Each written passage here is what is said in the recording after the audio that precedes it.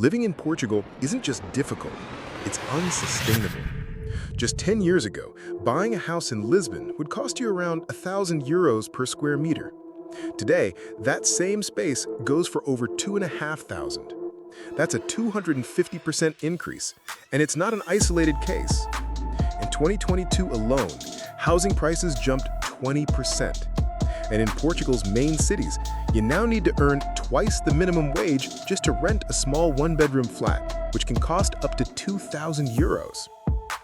Portugal is going through a housing crisis, a cost of living crisis, and more recently, a migration crisis. But not in the way you'd expect. In September 2024, the country witnessed one of the largest protests in its history. Thousands of people flooded the streets, but they weren't protesting against the government. The target?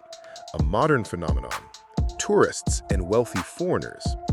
In 2023, tourism employed 1 in every 10 Portuguese, and digital nomads are bringing billions of euros into the country.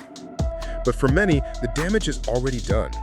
Portuguese citizens are being pushed out of their homes or becoming housekeepers in the very places they grew up in.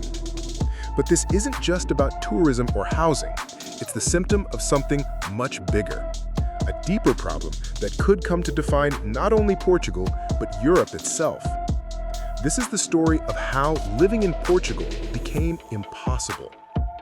Even though it's urgent, this crisis is relatively recent. A decade ago, many still saw Portugal as an affordable place to live. To understand how things changed so fast, we need to go back. In 1974, Portugal was emerging from a dictatorship and beginning its modernization journey. While countries like France and Germany already had modern economies, Portugal was starting from scratch. For the average citizen, that meant earning less than €9 per day in today's terms. And despite the difficulties, the country began to recover. In the 1990s and early 2000s, the economy grew steadily, boosted by European funds. Highways, bridges, and modernization projects transformed the country rapidly. But a key problem remained. Portugal was struggling to develop competitive industries that offered good wages. Instead, the economy increasingly shifted toward the service sector, with one area growing faster than all the rest: tourism. Since the 1990s, Portugal had been marketing itself as a tourist destination: Algarve, Lisbon, Porto. And by the early 2000s, tourism had become the country's fastest-growing industry. Within just 5 years, revenue doubled, from 6 to 11 billion euros. And with tourism came construction. Hotels, resorts, and vacation homes popped up everywhere. On the surface, everything looked great. More money, more jobs, more wealth, for those in the right place. Portugal was becoming Europe's affordable paradise.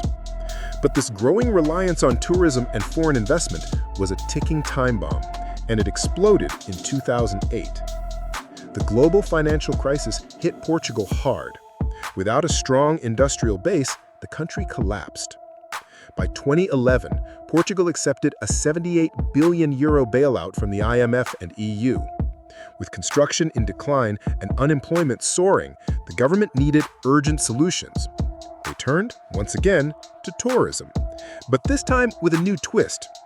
In 2012, the infamous Golden Visa scheme was launched.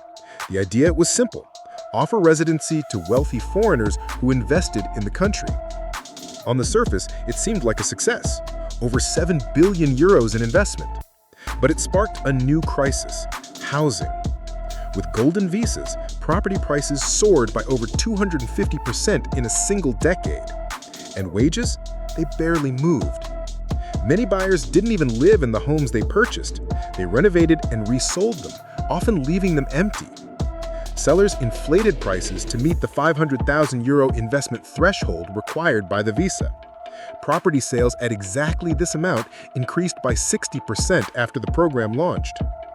At the same time, tourism kept booming. Between 2010 and 2024, the number of tourists more than doubled. A country with 10 million residents welcomed 18 million tourists in 2024. Tourism now accounts for nearly 20% of Portugal's GDP, one of the highest rates in Europe. By comparison, France and Spain sit around 13%. Despite its downsides, Tourism revitalized entire districts, attracted investment, and saved businesses. But it also brought pressure. Housing for tourists began to outweigh housing for locals. Hotels, short-term rentals, and Airbnbs exploded in number. In 2020, over 11% of homes in major cities were used for tourism. In Lisbon's Alfama district, that number reached 60%. The result? A housing shortage, rising prices, and local exclusion. Lisbon saw prices climb 57% in 4 years. Porto, 61%. Algarve, 51%. And the strangest part? This crisis isn't due to lack of homes. Portugal has one of the highest housing-to-household ratios in Europe, 1.4 homes per family. But most are out of reach. In 2023, a third of all homes sold in Lisbon were bought by foreigners. In 2024, one-third of Lisbon's historic center stood empty. Portugal is also among the countries that build the least. In the past decade, only 11 new homes per 1,000 people were built. With complex regulations and environmental restrictions, construction remains slow. So what happens when demand explodes and supply stays frozen? Prices skyrocket. In a country where half the population earns less than 1,000 euros a month, living in a big city has become nearly impossible. A one-bedroom flat in Porto now costs around 1,100 euros, while the minimum wage is just 840 euros. Owning a home is now a distant dream. Renting has become a financial nightmare. More than half of 25 to 34-year-olds still live with their parents. And that leads to another issue, a demographic crisis. Portugal has one of the lowest birth rates in the world, just 1.3 children per woman.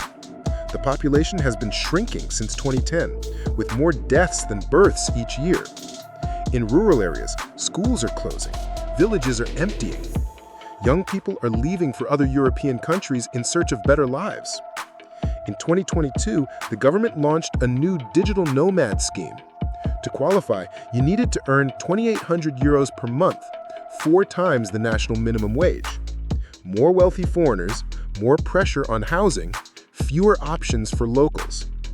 And it's not just homes that are being sold off. Fidelidade, Portugal's largest insurance company, was sold in 2014 to a Chinese conglomerate. EDP, the main energy provider, was also sold. Electricity prices? Always climbing. Engineering, infrastructure, and construction companies are now under foreign ownership. Portugal is selling off its most valuable assets, but at what cost? When foreign companies buy national assets, profits stop circulating within the country. They flow to shareholders and headquarters abroad. Worse is even the loss of control. Key decisions on energy, insurance, or infrastructure are now made in Beijing or New York, not Lisbon. Today, Portugal faces a perfect storm. What was once an affordable paradise is becoming unlivable for its own people. The housing crisis isn't just an economic issue. It's a red flag. If nothing is done, Portugal could become a country with no future for its own citizens, where young people either stay trapped in their parents' homes or leave the country altogether. So the question is, will the government tackle these deep-rooted issues?